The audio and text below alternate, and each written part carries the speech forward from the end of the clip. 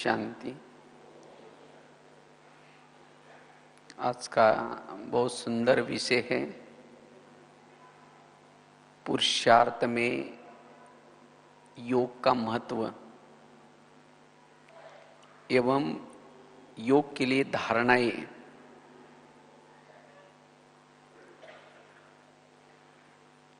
अब हम जानते हैं, हमने तो ज्ञान को तो समझ लिया,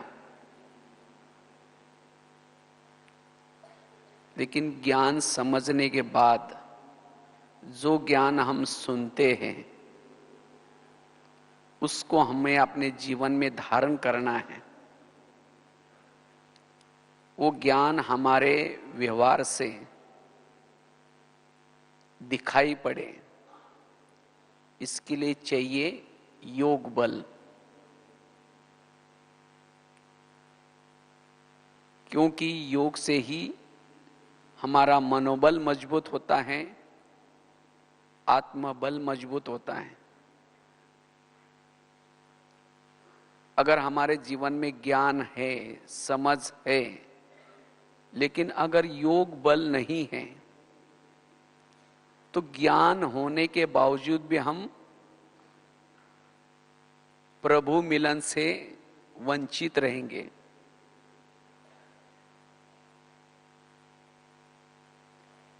जो प्रभु मिलन से जो सुख मिलता है वो सुख अनुभव नहीं होगा। अगर हमारे पास योग की अनुभूति नहीं है तो जीवन में गुणों की भी कमी रहेगी, शक्तियों की भी कमी होगी,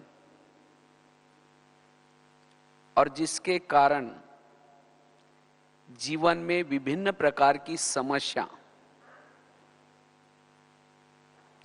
जो कुछ हमारे पुराने संस्कार हैं वो पुराने संस्कार भी हमें तंग करते रहेंगे।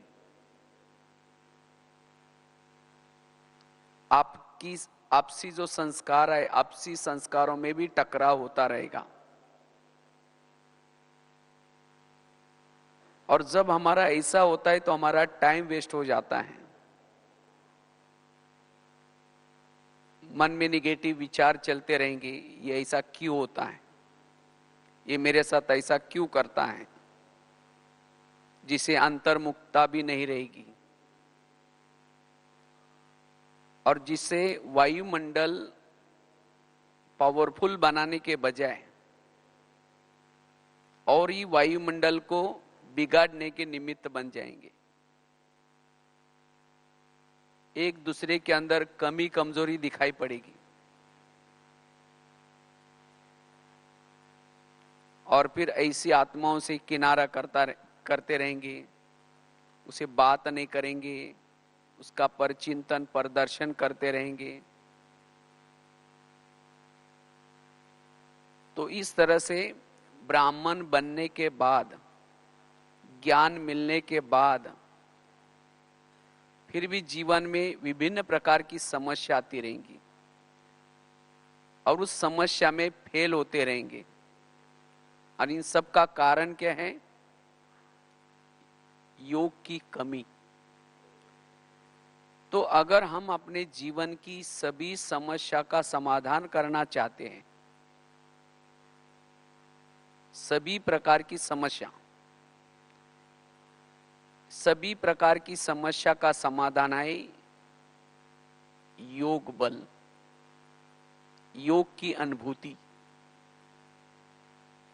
क्योंकि जब आत्मा को योग का अनुभव होता है तो आत्मा को उसका सुख मिलता है, और जिस सुख के कारण आत्मा वैरागी बनती है,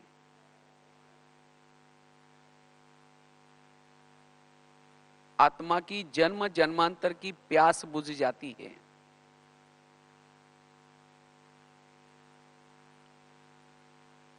जिसके कारण, योग के कारण हमारे जीवन में गुण और शक्तियां ऑटोमेटिकली आती हैं। चाहे समस्या कितनी भी बड़ी हो, परिस्थिति कितनी भी बड़ी हो,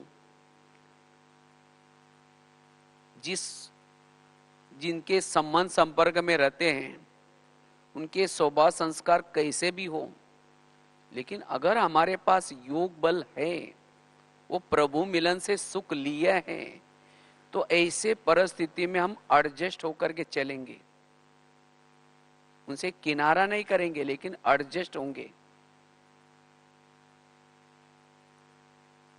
अगर योग की अनुभूति की है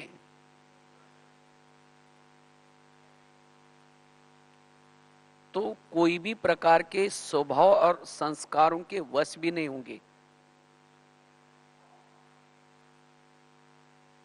हमारे अंदर जो पुराने संस्कार है, तो उन संस्कारों के वश हम क्यों हो जाते हैं? क्योंकि योग का सुख नहीं लिया है, क्योंकि आत्मा को सुख चाहिए। चाहे योग से सुख मिले, अगर योग से सुख मिलता है तो आत्मा क्षणिक सुखों के पीछे उसके वश नहीं होगी। जैसे कोई अगर जिलेबी खाता है, अगर उसको मुरमुरा दो उसको फीका लगेगा, अच्छा नहीं लगेगा। इसी तरह जिसने योग से अति इंद्रिय सुख की अनुभूति की है, तो संस्कार के वश कैसा होगा? नहीं होगा। वो संस्कार विकार उसे फीके लगेंगे। तो अगर हम अपने संस्कारों के वश हो जाते हैं, कभी कभी कोई कर्मेंद्रिय के वश हो जाते हैं, इन सब का कारण है योग की कमी। इसीलिए हम अपने दिनचर्या में रोज योग को महत्व दें, और जो आत्मा ब्राह्मण आत्माएं योग को महत्व देती है, वो जीवन में निर्विघ्न चलती रहेगी। वो गुप्त रूप में वायुमंडल बनाने की सेवा करती रहेगी, वो कर्म योगी बन करके रहेगी। इसलिए वर्तमान समय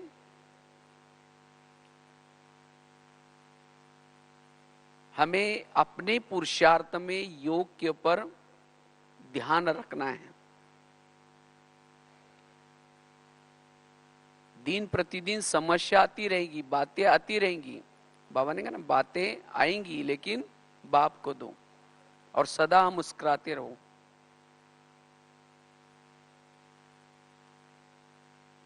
क्योंकि अब सुनने और सुनाने की सेवा कोई सुनेगा नहीं, लेकिन हमारी चेहरे पर मुस्कुराहट देखेगा। अगर हमारे चेहरे में मुस्कुराहट है तो लगेगा इनको कुछ मिला हुआ है।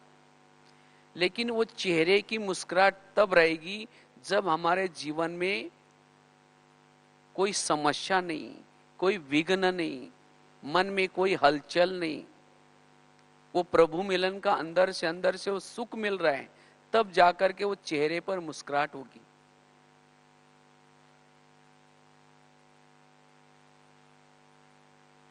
इसीलिए बाबा कहते हैं योग बल को क्या करो, बढ़ाओ।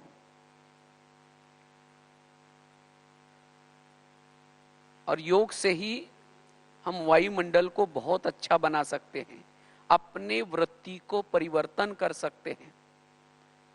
जो हमारी वृत्ति जो निगेटिव बनी है किसी के प्रति, अपने वृत्ति को परिवर्तन कर सकते हैं। इतना ही नहीं, औरों के भी वृत्ति को परिवर्तन कर सकते हैं। क्योंकि योग से जब सुख मिलता है तो दूसरे की कोई भी बातों के व्यवहार से हमें मन में निगेटिव विचार नहीं चलते, और जिसके कारण हमारे अंदर सहन शक्ति आती रहती है, क्षमा भाव, दया भाव, ये गुण आते रहेंगे, और जिसके कारण अन्य आत्मा भी हमारे लिए परिवर्तन हो जाएगी, उसकी वृत्ति भी परिवर्तन हो जाएगी।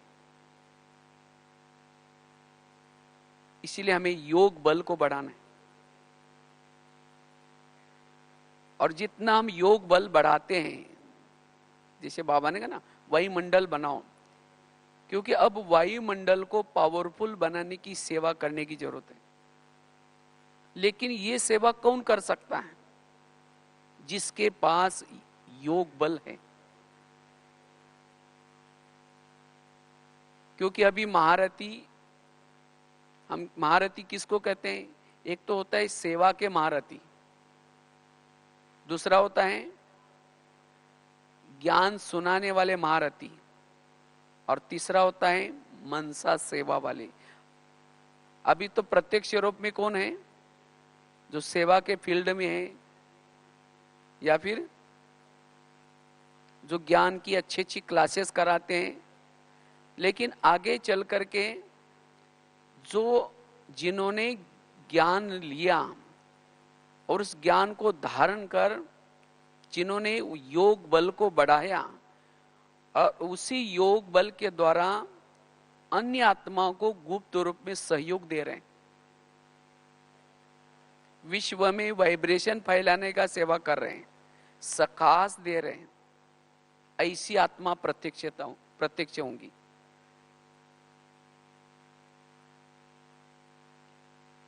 क्योंकि अन्य आत्माओं को जिसके कोई कमजोर संस्कार हैं, जिनके जीवन में कोई समस्या है, अगर ऐसी सकाश देने से उन आत्माओं का समस्या का समाधान होगा, उनके संस्कारों के ऊपर जीत प्राप्त करने के लिए उनको मदद मिलेगी।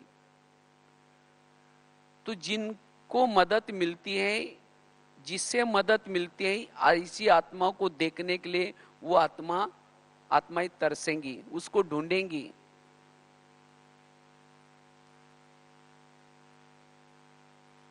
और अंतिम समय ऐसी आत्मा ही उसको अपना पूर्वज मान करके जाएगी, और वही आत्माएं फिर द्वापर युग में उसका भगत बनेगी। इसीलिए बाबा कहते बच्चे योग बल को बढ़ाओ, और जिससे आप अनेक भक्तों की निर्मिति कर सकते हैं, विश्व की सेवा कर सकते हैं।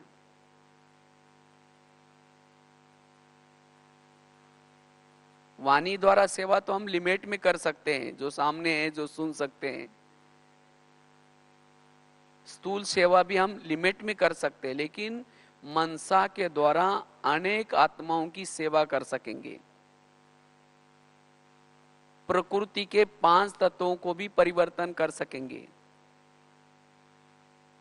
तो ऐसा परिवर्तन की सेवा करने के लिए हमारे पास क्या चाहिए? योग बल चाहिए। इसीलिए बाबा कहते बच्चे योग बल को बढ़ाओ।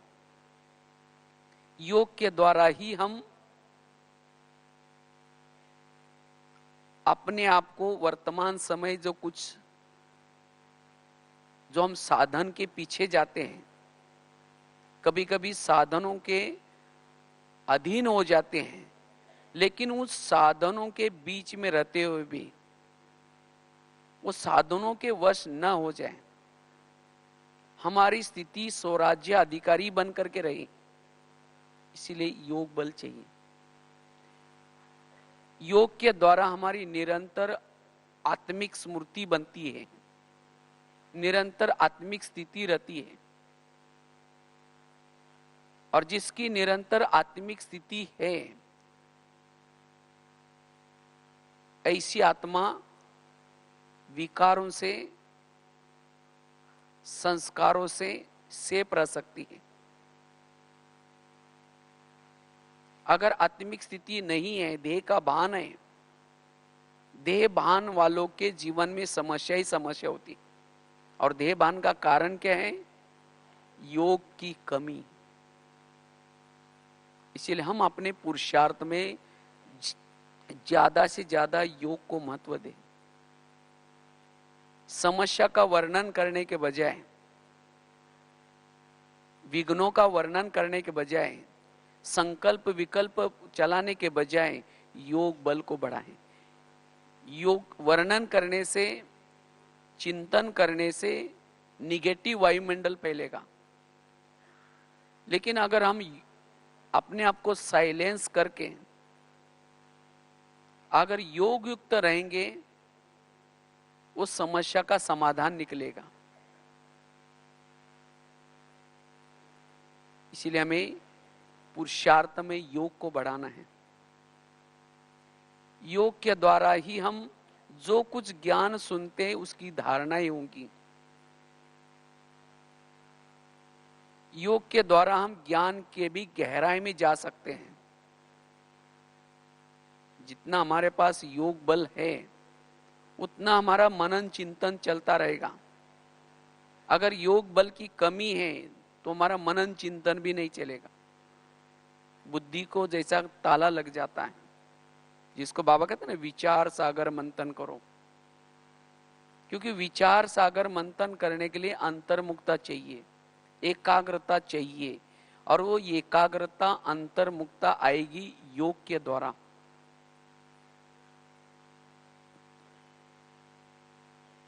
और जो आत्माएं अंतर्मुखी है, एकाग्र है, उसको दूसरों के अंदर कोई भी कमी कमजोरी नजर नहीं आएगी। हर एक के अंदर गुण विशेषता ही नजर आएगी। अगर ब्राह्मण जीवन में कोई समस्या है, किसी के जीवन में कोई विघ्न है, उसका कारण ही है वो आत्मा योग के तरफ ज्यादा ध्यान नहीं दे रहे।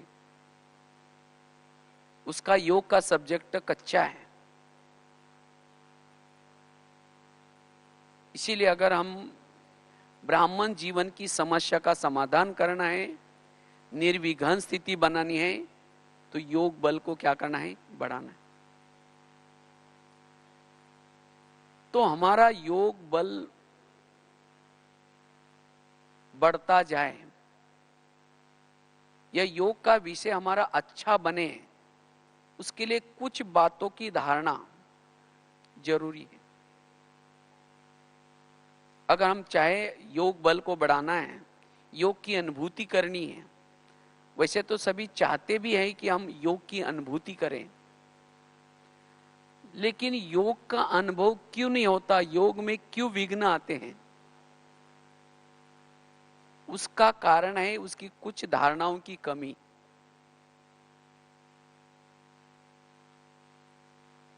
तो अगर हमें योग को बढ़ाना है, उसके लिए सबसे पहली बात है हम व्यर्थ संकल्प से स्वयं को मुक्त करें।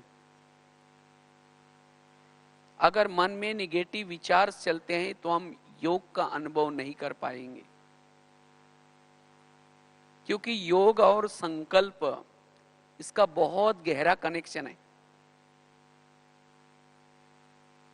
इसलिए शायद ही पिछले 2-3 सीजन से बाबा व्यर्थ के ऊपर बहुत अटेंशन खिंचवा रहे हैं। व्यर्थ से मुक्त बनो, क्योंकि जिसके संकल्प समर्थ हैं, समर्थ संकल्प वाला ही ऊपर जा सकता है, परमधाम में जा सकता है। अगर संकल्प निगेटिव है, संकल्प कमजोर है, वो आत्मा परमधाम में बाबा के पास जा नहीं सकती, वहां टिक नहीं सकती। और जिसके संकल्प निगेटिव व्यर्थ है, उसका मनोबल कमजोर होगा, आत्मबल कमजोर होगा। व्यर्थ संकल्प चलने से संकल्प पर कंट्रोल नहीं होगा, संकल्प की स्पीड बड़ी तेज होगी। और जिसके संकल्प में स्पीड तेज है, वो आत्मा अनुभूति नहीं कर पाता। और जो स्वयं आत्मा अनुभूति में नहीं है, वो प्रभु का आनंद, प्रभु मिलन का आनंद भी नहीं ले सकता। इसीलिए अगर योग की अनुभूति करनी है, व्यर्थ संकल्प से मुक्त, ये जो हमें रोज की मुरली मिलती है, विभिन्न प्रकार के क्लासेस मिलते हैं, ये सब किसी लिए मिलते हैं? हमारे जीवन में जो भी कुछ समस्या है, हमारे जीवन में जो कुछ विघ्न है, उस समस्याओं का समाधान करने के लिए विभिन्न प्रकार के पॉइंट्स मिलते हैं। तो जिसने इस ज्ञान को अच्छी तरह समझ लिया, मुरली को अच्छी तरह समझ लिया, वो व्यर्थ से मुक्त होगा। अगर इतना सारा ज्ञान मेरे जीवन में है, मैं कभी भी मुरली मिस नहीं करता हूं, सबके क्लास सुनता हूं, रिजल्ट में मेरे जीवन में कोई भी प्रकार के व्यर्थ संकल्प नहीं होना चाहिए। अगर व्यर्थ संकल्प है, इसका मतलब उस ज्ञान को मैंने समझा ही नहीं, ड्रामा को समझा ही नहीं, कर्म गति को समझा ही नहीं, हर एक का पार्ट अपना अपना ये समझा ही नहीं। अगर ये नहीं समझेंगे तो संकल्प चलते रहेंगे। योग में बैठे हैं, लाल लाइट चल रहा है, गीत बज रहा है, तो भी संकल्प निगेटिव चलेंगे। अगर संकल्प निगेटिव चलेंगे तो योग का अनुभव कैसा होगा? कर्म योगी कैसे बन सकेंगे? इसीलिए अगर योग को बढ़ाना है, योग बल जमा करना है, व्यर्थ संकल्प से मुक्त बनना, जितना व्यर्थ संकल्प से मुक्त बनेंगे, योग का बहुत अच्छा अनुभव हम कर सकते हैं, कर्म योगी की स्थिति बना सकते हैं, स्वयं का आत्मबल बढ़ा सकेंगे। इसलिए चेक करना है मेरे संकल्प किस क्वालिटी के चलते हैं।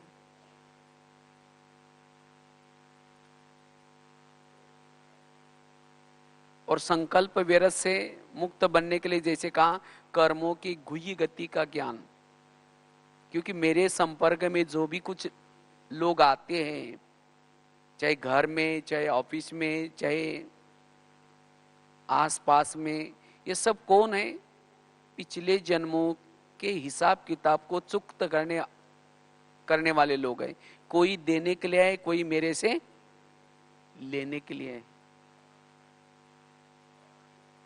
अगर मैं तो उसके साथ बहुत अच्छा व्यवहार करता हूं तो भी मेरे लिए वो निगेटिव करता है, इसका मतलब गलती उसकी है, ऐसा नहीं।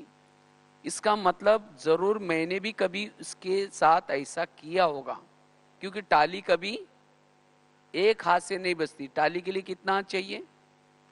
2 हाथ चाहिए। इसलिए मैंने भी कभी इसके साथ निगेटिव कुछ किया होगा, जिसका मेरा हिसाब किताब चुक्त कर रहा है, हो रहा है। इसलिए मुझे निगेटिव नहीं सोचना है। अपने मन को क्या करना है? ऐसे परिस्थिति में भी चुप रखना है। इसको कहेंगे इसने ज्ञान को समझ लिया, कर्म गति को समझ लिया। और मेरे जीवन की हर घटना में तो कल्याण है। बाबा ने मेरा ड्रामा बनाया, ड्रामा मेरा कैसा है? कल्याणकारी। मेरे जीवन की हर परिस्थिति कल्याणकारी है।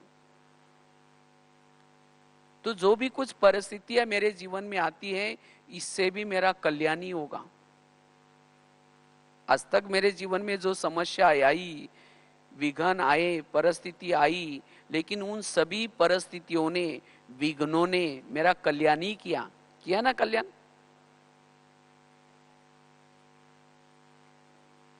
अगर वो विघ्न या परिस्थितियां न आती तो यहां कैसे आते? इसीलिए मुझे कोई विघ्न आता है, कोई समस्या आता है, तो उसके बारे में निगेटिव नहीं सोचना है।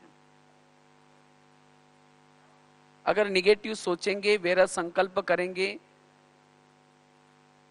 तो जो हमने कुछ प्राप्त किया है वो भी खत्म हो जाएगा, सहन शक्ति खत्म हो जाएगी, वायुमंडल खराब हो जाएगा। इसीलिए हमें जीवन की समस्याओं का समाधान करना है, और इसके लिए ये ज्ञान के विभिन्न पॉइंट्स का हमें जिस समय जैसी परिस्थिति आते हैं, उसी समय वो पॉइंट्स याद करके अपने मन को निरसंकल्प रखना है, व्यर्थ से मुक्त रखना है, मन को एकाग्र रखना है।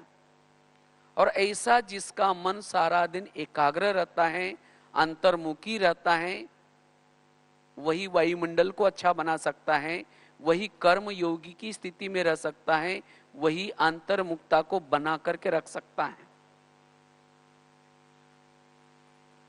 इसलिए व्यर्थ संकल्प से मुक्त बनने की बहुत आवश्यकता है। जितना हम व्यर्थ संकल्प से मुक्त बनेंगे, उतना उतना दिन प्रतिदिन आप कर्मयोगी की अवस्था को बना सकेंगे। लाइट हाउस माइट हाउस बनते रहेंगे, सहज अशरीरी विधेय स्थिति का अनुभव करते रहेंगे, प्रभु मिलन का अनुभव करते रहेंगे। इसलिए व्यर्थ संकल्प से मुक्त। दूसरी बात है, अगर हमें योग को बढ़ाना है, योग की अनुभूति करनी है,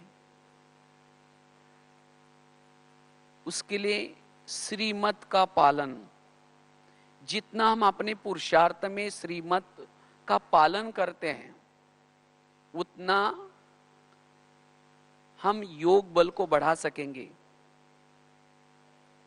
क्योंकि योग न लगने का बहुत बड़ा कारण है कोई ना कोई श्रीमत का उल्लंघन। जब हम श्रीमत का उल्लंघन करते हैं तो योग नहीं लगेगा, बाबा से भी प्यार नहीं मिलेगा। जैसे कोई भी माँ अपने बच्चों को प्यार करते है, कब करती है? जब वो बच्चा माँ का कहना मानता है। अगर माँ का कहना नहीं मानेगा तो माँ उसको प्यार नहीं करेगी। उसको सवेरे जल्दी उठाती है और कई बातें सुनाते हैं, बेटा आज कपड़े गंदे नहीं करना, किसी के साथ लड़ना झगड़ना नहीं। कई बातें सुना करके उसको स्कूल में भेज देते हैं। और बच्चा जब शाम को आता है, मम्मी मम्मी करता है, तो मम्मी उसको किचन से देखेगी खिड़की से, मैंने जो उसको कहा था वो करके आया? अगर नहीं करके आया तो कहेंगे तुम चिल्लाते रहो, मैं यहीं ठीक हूँ, उसके पास नहीं जाएगी। अच्छा जाएगी, जा करके 2 थप्पड़ लगा देगी, प्यार नहीं करेगी।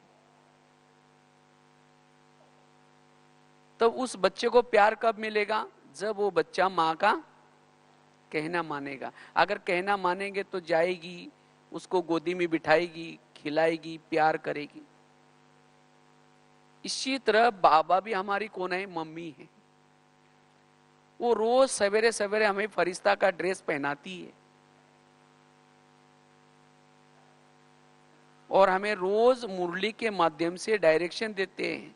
आज पर चिंतन नहीं करना, किसी की कमजोरी नहीं देखना, आत्मा में नहीं बनना, कितनी सारी बातें हमें डायरेक्शन। मुरली और कुछ नहीं, मुरली को 2 कॉलम में लिखो, मम्मी ने क्या करने के लिए बोला, और दूसरे कॉलम में लिखो मम्मी ने क्या मना किया। जो मना किया उसको न करना और जो करने के लिए बोला उसको करना, इसको कहेंगे ज्ञान। तो जितना हम बाबा ने जो कहा है वो करके आएंगे, योग में जब बैठेंगे तो बाबा का बहुत प्यार मिलेगा।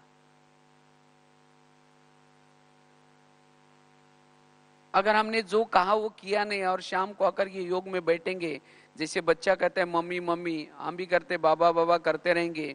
जैसे मम्मी अपने किचन से खिड़की से देखती हैं तो बाबा भी ऊपर से परमधाम की खिड़की से देखेगा, मैंने जो उसको कहा वो करके आया।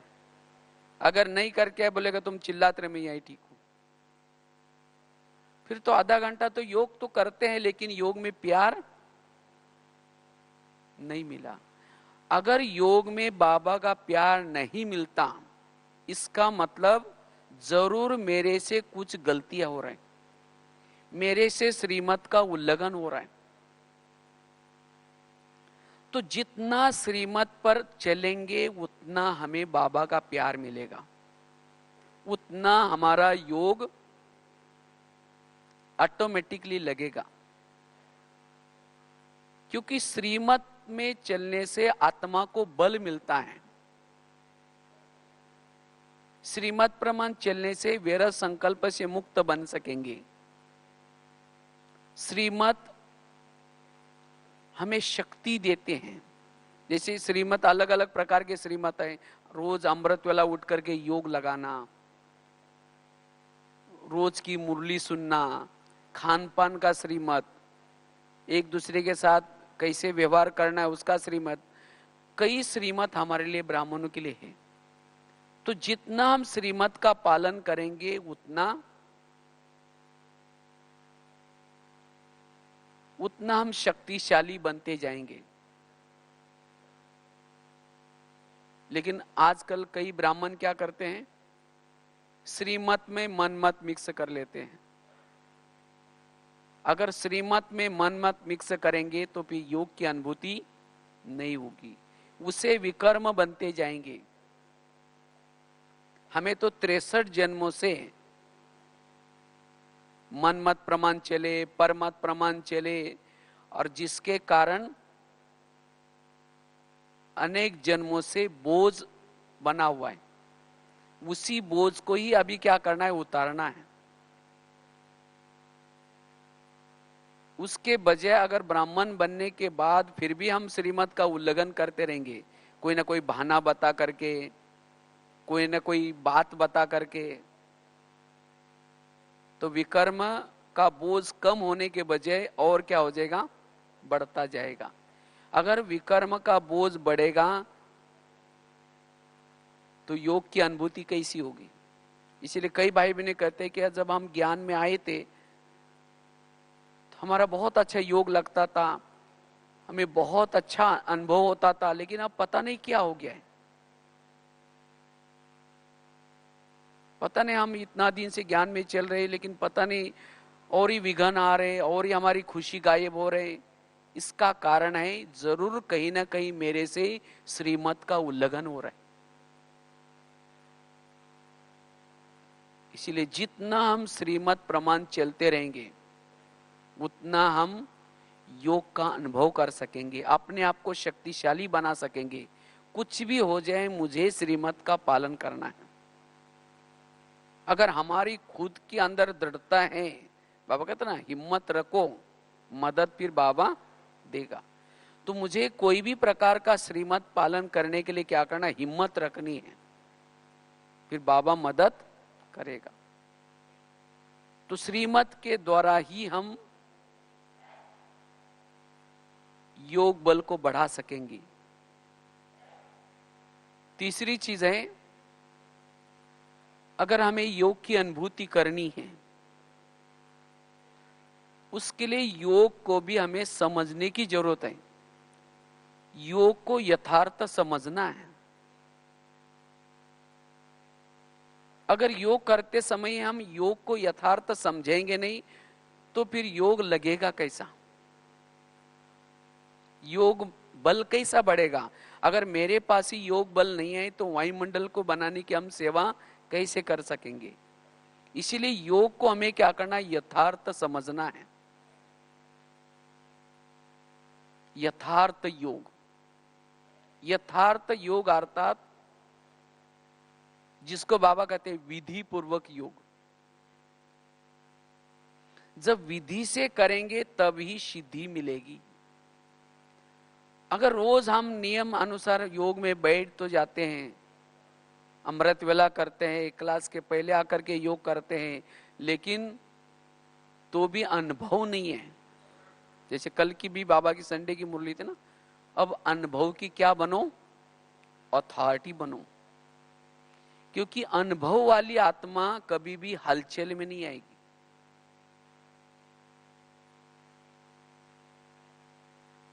तो ऐसा हमें अनुभव करना है तो उसके लिए विधि से करना है।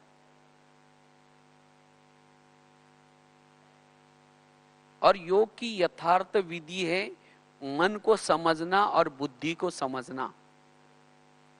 क्योंकि योग के लिए ये दो चीजें बड़ी इंपॉर्टेंट है, बुद्धि और मन। बुद्धि का काम है विजन बनाना, दृश्य बनाना। बुद्धि दृश्य की भाषा जानती है, और जैसे बुद्धि के अंदर के दृश्य होते हैं वैसे मन में थॉट्स चलते हैं, विचार चलते हैं। ये सिस्टम है। जैसे अभी ये कैमरा सामने लगा हुआ है, जैसा कैमरा के सामने जो चित्र होगा वही चित्र टीवी में आता है। इसी तरह बुद्धि एक कैमरा है, मन एक टीवी है। जो विजन बुद्धि के सामने होता है वही थॉट्स मन में चलते हैं। ये सिस्टम है। लेकिन कभी कभी हम जब योग में बैठते तो हमारे योग में व्यर्थ विचार चलते रहते हैं। हम कहते हैं ये व्यर्थ विचार क्यों आ रहे हैं, मैं तो योग में बैठा हूं। भले हमारी आंखें तो बाबा के फोटो को देख रहे हैं, लेकिन मन रूपी आंख, ये बुद्धि रूपी आंख या बुद्धि रूपी कैमरा व्यर्थ की तरफ देख रहा है। जहां बुद्धि होगी, जहां ध्यान होगा, वहां मन होगा। इसीलिए ध्यान में बैठने के बाद भी चेक करो कि मेरा ध्यान कहां है। बैठे ध्यान में, लेकिन ध्यान कहीं और है। और कैसे पता चलेगा वो? मेरे मन के थॉट्स कहां है वो चेक करो। और उसी समय बुद्धि को समझाओ, बुद्धि से बात करो, हे बुद्धि तुम क्या देख रहे हो? तुमको तो मैंने कहा था कि शिव बाबा को देखना है, उसके बजाय तुम उन बातों में क्यों गई हो? तो बुद्धि को निकाल करके बाबा के ऊपर लगा दो, बाबा के साथ लगा दो। माया क्या करते हैं? बुद्धि के सामने सारा दिन जो देखा, जो विघन आए, जो समस्या आई, उसके तरफ बुद्धि लेके जाएगी। लेकिन आपको क्या करना है? उस बुद्धि को बार बार बाबा की तरफ लगाना है। इसीलिए बाबा कहते नहीं, योग एक प्रकार का युद्ध है। बार बार अगर आप बुद्धि को बाबा के तरफ लगाएंगे तो फिर बुद्धि वहां जाएगी नहीं व्यर्थों के तरफ।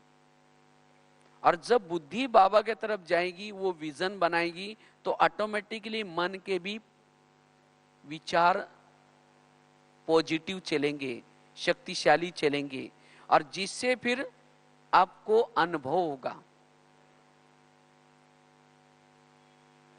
नहीं तो कई भाई बहने 1 घंटा आधा घंटा तो बैठ तो जाते हैं, लेकिन बुद्धि कहीं और है, मन में कोई व्यर्थ विचार है, और जिसके कारण अनुभव नहीं है। अनुभव, अनु मतलब आत्मा। वास्तव में हम योग में जब बैठते हैं तो योग के बाद सबसे पहला अनुभव आत्मिक अनुभव होता है। और जिसको आत्मिक अनुभव होता है उसको शांति का, शक्ति का, सभी प्रकार का अनुभव होता है। और सारा दिन जिसने यथार्थ योग किया है उसकी सारा दिन नेचुरल अशरीरी स्थिति रहेगी, विधेयी स्थिति रहेगी।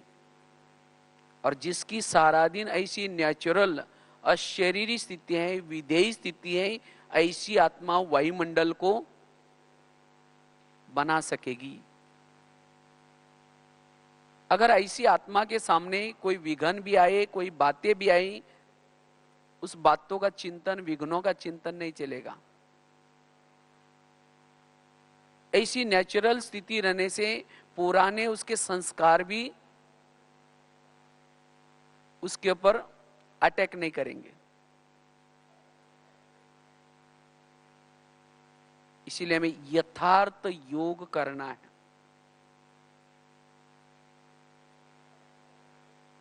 यथार्थ योग से ही हम कर्म योगी बन सकते हैं। यथार्थ योग से ही नेचुरल योगी बन सकते हैं। इसीलिए चेक करना है कि मेरी बुद्धि कहां है, मेरा मन कहां है।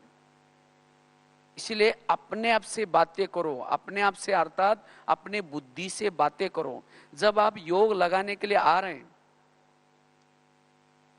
उसी समय अपने बुद्धि से बातें करो, हे बुद्धि अब आधा घंटा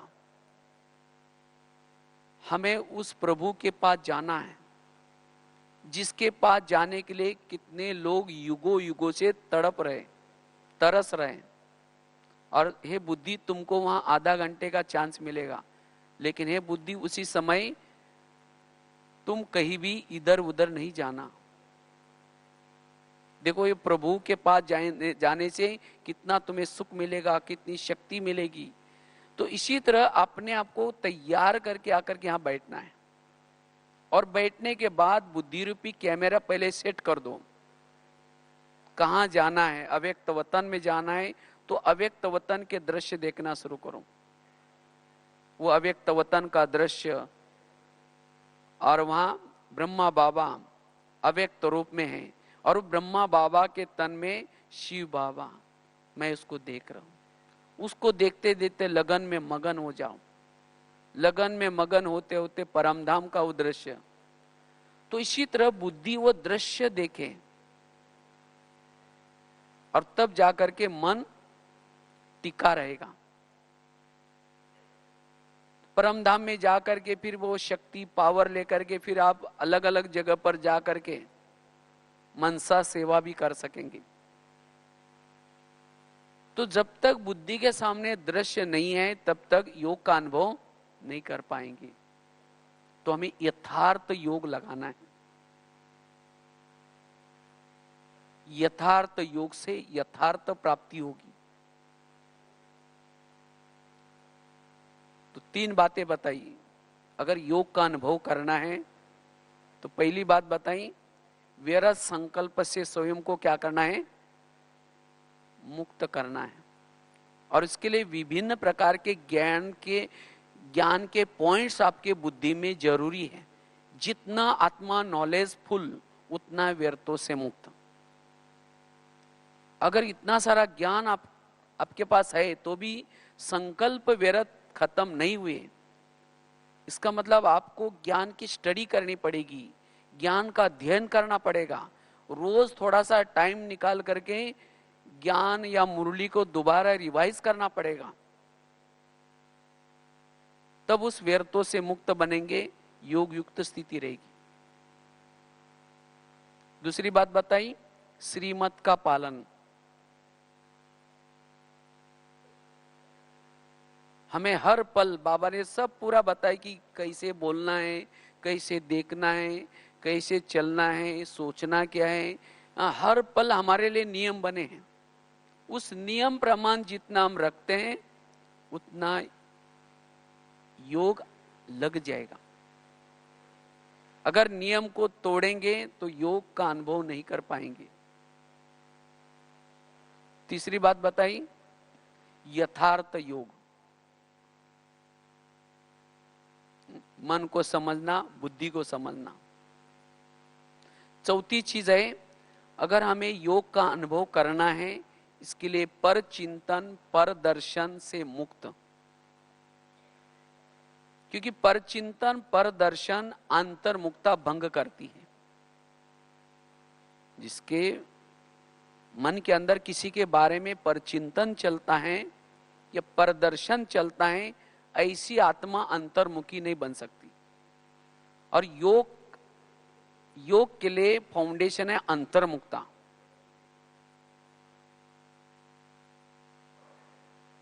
इसीलिए बाबा कभी कभी मुरलियों के अंदर कभी कभी धारणा की मुरली चलाते हैं। बाबा कहते हैं ना, बच्चे झगमुई झगमुई नहीं करो, कुसंग से स्वयं को बचाओ।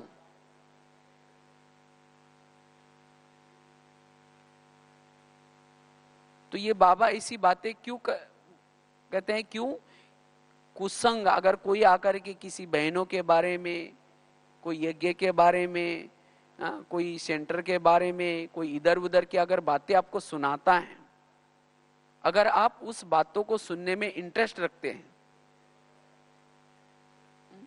जिसको बाबा कहते हैं ना दुनियावी समाचार, वैसे दुनियावी तो एक तो ब्राह्मण दुनिया भी है, बाहर की दुनिया भी है। तो जो मेरे काम के नहीं है वो समाचार मुझे नहीं सुनना है। अगर सुनेंगे आपकी वृत्ति निगेटिव बन जाएगी, आपकी भावनाएं निगेटिव बन जाएगी। और भावना और योग इसका बहुत गहरा कनेक्शन है।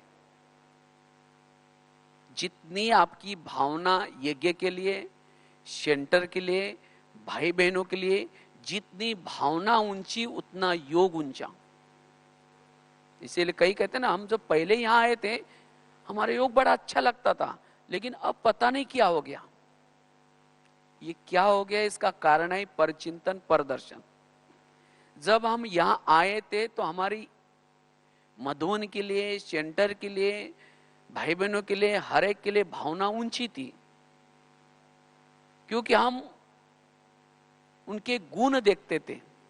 लेकिन जैसे ज्ञान में आए, जैसे संबंध संपर्क में आए, किसी ने आकर के किसी की व्यर्थ बातें सुनाना शुरू किया, हमने उसको नजदीक जाकर के सुना, और क्या हुआ, और क्या हुआ। और ऐसी व्यर्थ बातें सुनने से हमारे संकल्प बार बार निगेटिव चले और भावना बिगड़ गई, और भावना बिगड़ी तो योग भी कम हो गया। इसीलिए हमें ऐसी बातें नहीं सुननी है, पर चिंतन पर दर्शन से मुक्त बनना है।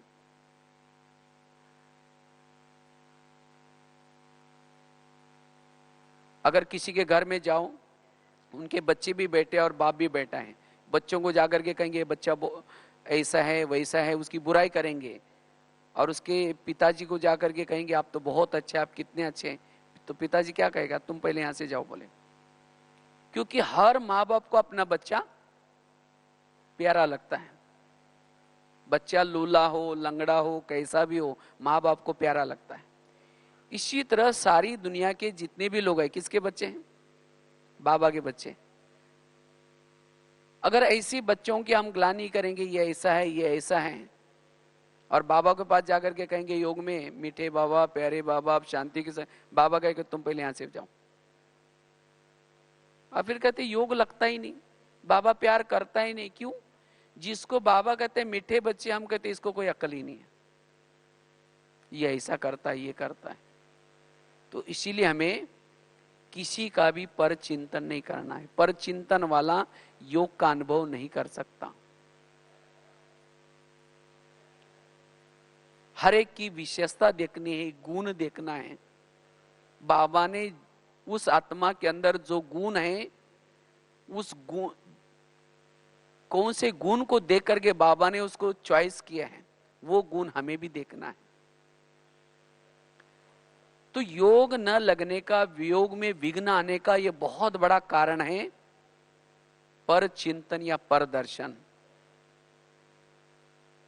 ये पर चिंतन से जितना हम स्वयं को सारा दिन दूर रखते हैं, उतना हम अपना मनोबल को मजबूत बना सकते हैं, अपनी अंतर्मुखता को बना सकते हैं। क्योंकि जब हम परचिंतन करना शुरू करते हैं तो ज्ञान, जो सवेरे हमने मुरली सुनी है, वो चला जाएगा।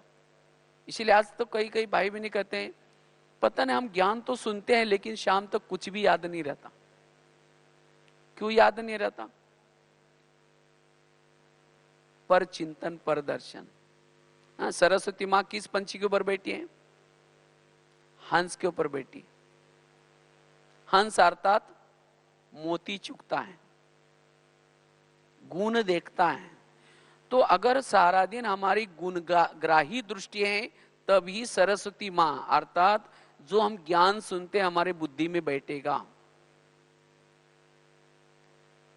अगर मेरे बुद्धि में ज्ञान नहीं बैठता, उसका चिंतन नहीं चलता, इसका कारण है मैं किसी के अवगुण देखता हूं, और अवगुण देखने से, उसका चिंतन करने से वृत्ति निगेटिव बन जाएगी, और वृत्ति से वायुमंडल फैलता है। एक बार अगर वृत्ति निगेटिव बन गई तो उस व्यक्ति को देखते ही हमारे से वायुमंडल भी निगेटिव फैलेगा। इसीलिए मेरी वृत्ति किसी के लिए निगेटिव ना बने, इसीलिए मुझे क्या करना है, किसी का भी पर चिंतन पर दर्शन नहीं करना है। अगर मन में किसी के लिए निगेटिव विचार आते भी हैं तो अपने मन से बातें करो, हे मन, जिसके लिए तुम निगेटिव सोच रहे हैं वो आत्मा तो बाबा को कितना प्रिय है, और तुम उसके लिए निगेटिव क्यों सोच रहे हैं? अपने मन से बातें करके व्यर्थों से स्वयं को मुक्त रखना है, तब जाकर के हम योग का अनुभव कर सकेंगे। तो कितनी धारणा बताई? 4 धारणा बताई। पहली बताई व्यर्थों से मुक्त स्वयं को करना, व्यर्थ संकल्प से मुक्त रखना। दूसरी बात बताई श्रीमत का पालन, तीसरी बात बताई यथार्थ योग। चौथी बात बताई पर चिंतन पर दर्शन से स्वयं को मुक्त रखना। पांचवी बात है अगर हमें योग का अनुभव करना है, इसके लिए सारा दिन जितना हम सोमानो में रहते हैं, जितना हम सोमान में रहते हैं उतना हमारी आंतरिक शक्तियां जागृत होती हैं। सोमान से योग हमारा बहुत अच्छा लगेगा, क्योंकि सोमान अर्थात शुद्ध संकल्प, पॉजिटिव संकल्प। जितना हमारे मन में पॉजिटिव शुद्ध संकल्प चलते हैं उतना आत्मा स्थिर रहती है, अपने स्वधर्म में टिक सकते हैं। सोमान से स्वधर्म में टिकेगी, वो भ्रुकुटी सिंहासन पर बैठेगी, अपने आसन पर बैठेगी। अगर हम सोमान को छोड़ देंगे, आसन को छोड़ देंगे तो देहाभिमान आएगा। इसलिए बाबा ने मुझे क्या क्या मान दिया है, सोमान अर्थात मेरा क्या क्या मान है, अपना क्या क्या मान है। हम क्या करते हैं, इसने मुझे मान दिया नहीं, इसने मुझे पूछा ही नहीं। अरे मेरा अपना स्वयं का कितना मान है। जितना अपने मान के स्थिति में रहेंगे उतना दूसरा कोई पूछे न पूछे, कोई सम्मान दे या न दे, उसका कोई फर्क नहीं पड़ेगा। आज जो ब्राह्मणों के जो व्यर्थ संकल्प चलते हैं उसका कारण है सोमान की कमी। बाबा ने मुझे कितना मान दिया है, बाबा ने मुझे कितनी सारे टाइटल दिए हैं, रोज कितना सारा वरदान दे रहा है, टाइटल दे रहा है। इस टाइटल के स्मृति में रहेंगे, सोमान के स्मृति में रहेंगे, उतना हम स्वधर्म में टिक सकेंगे, उतना हमारी एकाग्रता रहेगी, अंतर्मुखता रहेगी, और उतना हम कर्म योगी भी बन सकेंगे और योग का अनुभव कर सकेंगे।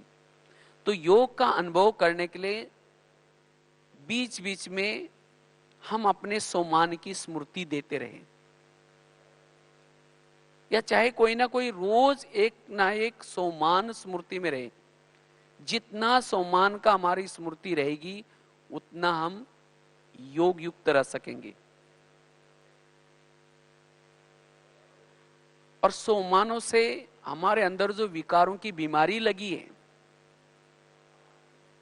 वो बीमारी भी खत्म होगी। सोमान एक प्रकार के टैबलेट्स हैं। जैसे बीमार कोई होता है तो उसको टैबलेट दी जाती है, टैबलेट से अंदर जो अंदर अलग अलग जो वायरस होता है उसके ऊपर एक बल मिलता है। तो इसी तरह जिस प्रकार का मेरे अंदर विकार है, हर विकार के ऊपर जीत प्राप्त करने के लिए टैबलेट्स अलग अलग है। तो इसीलिए हम अलग अलग प्रकार के सोमानों के अभ्यास करें। तो सोमान को अभ्यास करने से उस विकार के ऊपर हम जीत प्राप्त कर सकेंगे, हमारे अंदर एक प्रकार का बल आएगा और हम योग युक्त रह सकेंगे। इसीलिए सोमानों का अभ्यास। छठी धारणा है, अगर हमें योग का अनुभव करना है इसके लिए सारा दिन स्वराज्य अधिकारी स्थिति। अगर सारा दिन हमारी स्वराज्य अधिकारी स्थिति है, हम योग का अनुभव कर सकेंगे। जो स्वराज्य अधिकारी है उसकी हर इंद्रिया उसके वश में है, क्योंकि शरीर हमारा एक किला है और इस किले के अंदर आत्मा राजा रहता है। जैसे पहले जमाने में राजा एक किले में रहते थे और किले के कई दरवाजे रहते थे। अगर कोई भी दरवाजे में आता है तो उसकी पूछताछ होती थी, किसी ले जा रहा है, क्यों जा रहा है। इसी तरह हमें भी इस शरीर रूपी किले का हर दरवाजा मजबूत चाहिए। कान, मुख, आंखें, अगर हम शरीर रूपी किले में रहते हैं, लेकिन आंखों से कुछ भी आ रहा है, कानों से भी कुछ भी आ रहा है,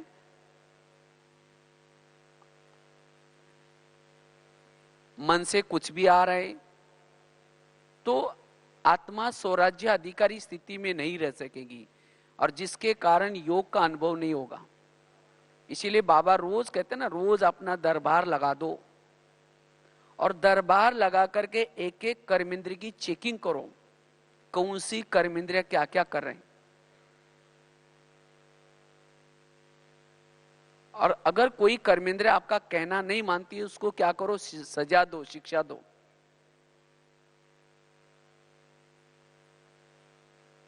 तो जितना हम स्वराज्याधिकारी बन करके हर कर्मेंद्र की चेकिंग करते हैं, उतना हम योग युक्त रह सकेंगे।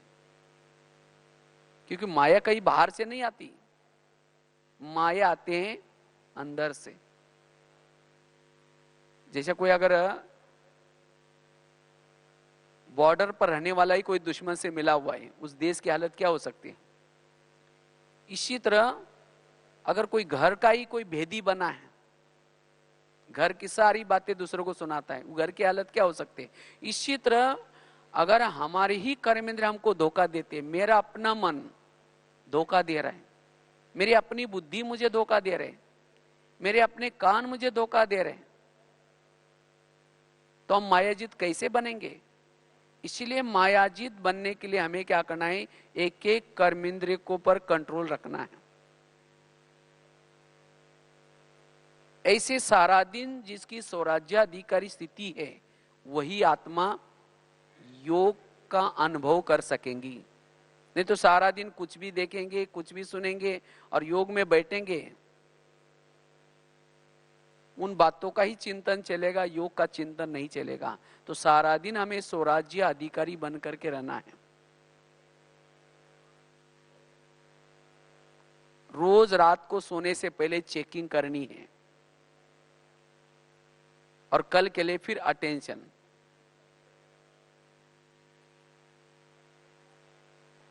सातवीं धारणा है लास्ट की, अगर हमें योग बल को बढ़ाना है, इसके लिए निरहंकारी स्थिति। जितना हम निरहंकारी स्थिति में रहते हैं, उतना योग युक्त बन सकेंगे। अगर हमारे अंदर कोई प्रकार का अभिमान है, अभिमान वाला योग युक्त नहीं बन सकता। क्योंकि अभिमान आने से संकल्प चलते हैं, व्यर्थ संकल्प चलते हैं, और वो अभिमान से हम दूर रहे, कराने वाला बाबा है, मैं निमित्त हूं। जितना निरहंकारी नम्रचित, उतना हमारे जीवन में गुण और शक्तियां रहेगी। थोड़ा अभिमान आया, गुण और शक्तियां चली गई। अभिमान आने से गुणों का गुलदस्ता मुरझा जाता है, सब गुण और शक्तियां चली जाते हैं, अकेला महसूस करेंगे।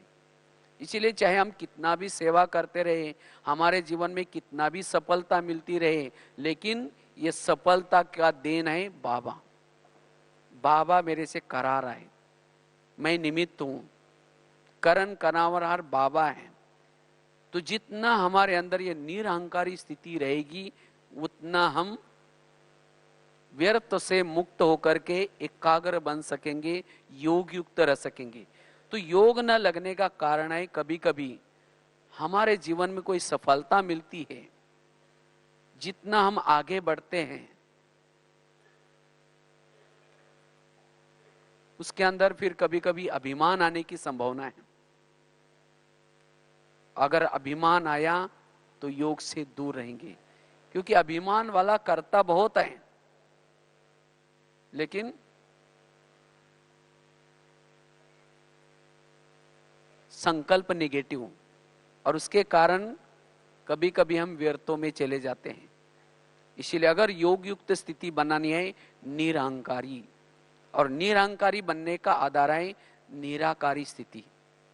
जितना हम निराकारी स्थिति में रहते हैं, उतना सारा दिन हमें कोई भी प्रकार का अभिमान नहीं आएगा, ना कोई गुणों का अभिमान, ना कोई विशेषता का अभिमान, और निरहंकारी वालों का प्रभाव पड़ता है। जितना हम निरहंकारी रहते हैं, जितना सिंपल रहते हैं, उसका प्रभाव रहता है। जितना त्यागी उतना तपस्वी, जितना वैरागी उतना तपस्वी। इसीलिए बाबा कहते बच्चे निरहंकारी बनो, और वो मेरी निरहंकारी स्थिति बनी रहे। निरहंकारी का जैसे कहा कि आधार है निराकारी स्थिति, और निराकारी स्थिति कब बनेगी? जितना हमारा अमृत वेला का योग अच्छा है। अमृत वेला का योग अच्छा, उसके बाद क्लास के पहले आकर के योग युक्त होकर के बैठेंगे, आधा घंटा क्लास के पहले योग करेंगे, फिर मुरली अच्छी तरह ध्यान से सुनेंगे। अगर ये हमारे रोज के दिनचर्या में ये 3 बातें हैं, अमृत वेला का योग, क्लास के पहले का आधे घंटे का योग और मुरली, ये 3 चीजें हमें निराकारी स्थिति में स्थित करेगी, आत्मानुभूति कराएगी। और जिसकी आत्मानुभूति है वो सारा दिन योग युक्त रह सकता है। अब कई तो हम शुरू में तो आए थे, मुरली तो अच्छी सुनते थे, योग भी करते थे, लेकिन आजकल थोड़ा ब्राह्मणों में ढीलापन आता जाता है। क्या करते हैं, क्लास के पहले आधा घंटा योग नहीं करेंगे, सीधा आकर के मुरली सुनेंगे। अगर केवल मुरली ही सुनते तो मुरली में एकाग्रता नहीं आएगी। जो मुरली से जो बल है वो बल नहीं मिलेगा, नशा नहीं चढ़ेगी, और जिसके कारण फिर दिन देहाभिमान होगा, और जब देहाभिमान होगा तो सारा दिन बुद्धि हद में रहेगी। क्योंकि निराकारी स्थिति में रहने वाला किसी के भी प्रभाव में नहीं आएगा, ना कोई व्यक्ति के प्रभाव में आएगा, ना कोई वस्तु के प्रभाव में आएगा। क्योंकि आजकल साधन इतने निकलते जा रहे हैं, बहुत अच्छे अच्छे साधन निकलते जा रहे हैं। अगर हमारा थोड़ा भी देहाभिमान है, हम साधनों के वश होंगे, साधनों के वश होंगे या कोई व्यक्ति के वश होंगे। और जहां वश में है वहां योग युक्त स्थिति नहीं होगी। इसीलिए स्वयं को सेफ रखने का साधन है ये निराकारी स्थिति। जितना हम निराकारी स्थिति में रहते हैं उतना निरहंकारी रहेंगे, और जितना निरहंकारी उतना योग युक्त। इसीलिए बाबा ने भी अंतिम समय के 3 शब्द यूज किए थे, बच्चे निराकारी बनो, निर्विकारी बनो, निरहंकारी बनो। और जितना हम निरहंकारी है उतना हर जगह पर जैसे भी हर परिस्थिति में स्वयं को एडजस्ट कर सकेंगे, स्वयं को हर्षित मुक्त रख सकेंगे, स्वयं को सदा खुश मिजाज बना करके रख सकेंगे। नहीं तो कई बार बातें आती हैं और ये बातें हमारी खुशी को गायब करते हैं। और खुशी गायब क्यों हो गई? देह का भान। जितना निराकारी स्थिति में रहेंगे, अशरीरी स्थिति में रहेंगे, हमारी खुशी गायब नहीं होगी। और वायुमंडल को भी हम अच्छी तरह, भले रात निराकारी स्थिति वाला रात में सोए हैं, कर्म कर रहे हैं, तो भी उसका समय सफल हो रहे हैं, तो भी उसे सेवा हो रहे, वायुमंडल बना रहे हैं।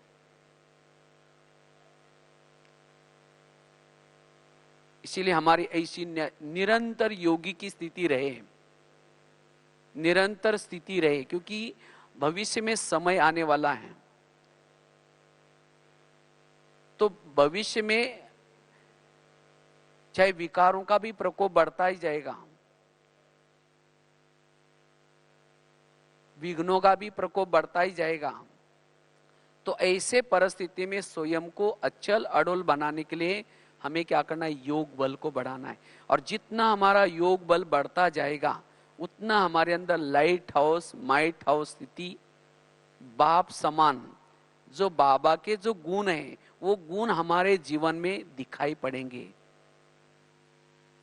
सहन शक्ति का गुण, क्षमा का गुण। बाबा तो सागर हैं, लेकिन हमारे अंदर वो स्वरूप दिखाई पड़ेगा। उतना हम सबके प्यारे बनते जाएंगे। इसीलिए वर्तमान समय अनुसार हमें योग बल को क्या करना है, स्वयं को बढ़ाना है। तो जितना हम योग बल को बढ़ाते जाएंगे उतना हमारे जीवन में जो छोटी छोटी समस्या आती है, चाहे संस्कारों की समस्या, स्वयं के संस्कार की समस्या, आपसी संस्कार की समस्या, उन समस्या से स्वयं को मुक्त रख सकेंगे, अपनी वृत्ति को बदल सकेंगे। इसीलिए योग बल को बढ़ाने के लिए जैसे 7 बातें आपको सुनाई, ये 7 बातें आपको बहुत मदद करेगी। इन बातों की कमी यही हमारे विघ्नों का कारण है, व्यर्थों का कारण है। और इस कारणों का हमें क्या करना है, निवारण। तो 7 बातें लास्ट में, पहली बात बताई थी व्यर्थ संकल्प से मुक्त, दूसरी बताई श्रीमत का पालन, तीसरी बात बताई थी यथार्थ योग, चौथी बताई थी पर चिंतन पर दर्शन से मुक्त, पांचवी बताई थी स्वराज्याधिकारी स्थिति, सोमानों के अभ्यास छठी बात, और सातवीं बताई थी निरहंकारी स्थिति। तो अगर इन 7 बातों की स्थिति में हम रहते हैं तो सहज ही हम योग युक्त रह सकेंगे। और जो बाबा हमारे से चाहता है वायुमंडल बनाने की सेवा, ये वायुमंडल बनाने की सेवा हम कर सकेंगे और स्वयं को भी सदा शक्तिशाली उस परिस्थितियों से भी ऊपर रख सकेंगे। तो यही वर्तमान समय का हमारा पुरुषार्थ है। और उतना ही जितना हम योग बल को बढ़ाते रहेंगे उतना हमारे अंदर वैराग की स्थिति आएगी, उतना हमारे अंदर उपरामता आएगी। तो यही हमें पुरुषार्थ करना है। ठीक है, ओम शांति।